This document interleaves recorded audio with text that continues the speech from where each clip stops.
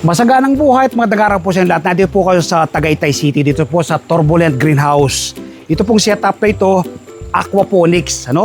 Isda po sa ilalim, ito gulaw po sa ibabaw. Napakaganda po ng kanilang mga tanim na lettuce po yung kanilang tanim sa ibabaw. Samantala yung nasa baba naman ay mga tilapia. Ikutan po natin, napakaganda. Tingnan nyo po yung kanilang romaine lettuce, grabe Tingnan nyo po yung kanilang romaine lettuce, diba?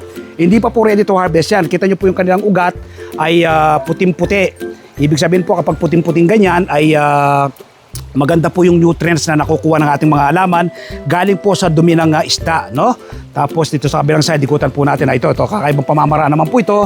Ayan, ibang variety naman po ng lettuce ito, Dito sa kabilang side, ayan, kita nyo po, pasukin po natin ang loob, Tingnan nyo po yung setup nila, grabe, di ba?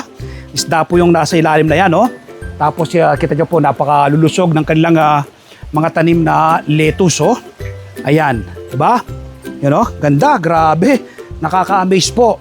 So ito pong ganitong pamamaraan ay may gulay ka na sa ibabaw, may isda ka pa sa ilalim. So saan ka pa, may libre ka na ng isda kapag kayo nag-aalaga ng ganyan at meron ka na ng libreng gulay.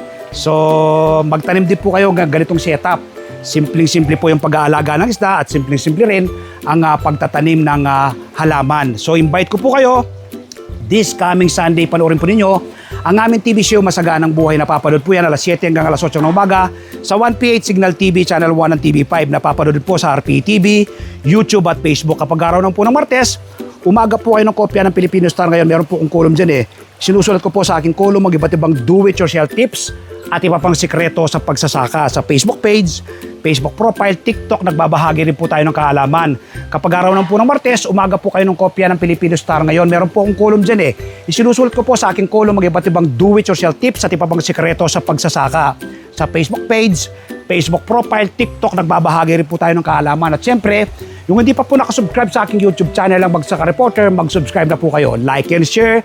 Click the bell button na sa ganun, ma-inform po kayo kapag may babakong video upload, video tutorial, upang ma-share ko po sa inyo ang viral na talento ng ating Panginoon. So don't forget, Masaganang Buhay this coming Sunday. Ang guest po natin ay si Mama Merpe. Tiyak po ma-inspire kayo, ma-educate at ma-motivate. Nung una ko pong ma-interview si Mama Merpe kanina, bago kami umupo, Sabi niya, Sir Ber, kinakabahan ako, sabi niya. Pero nung naisalang ko na po siya sa interview, talaga naman, naipaliwanag po niya ng mabuti yung mission at vision ng Turbulent, Mula sa payak na pagtatanim, pang human consumption, ngayon po ay napakalawak na ng kanilang demo farm, dito po sa Tagaytay City.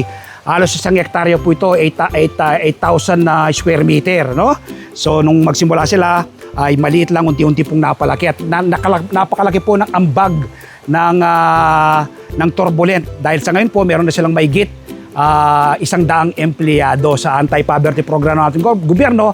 Nakakatulong po sila. So palaging ko po sinasabi, food security starts at home. Bakit ka pa bibili? Kung pwede ka namang magtanim. So sana mula ngayong mapanood nyo ko, magtanim rin po kayo ng sariling pagkain. Happy farming po. God bless. Bye-bye.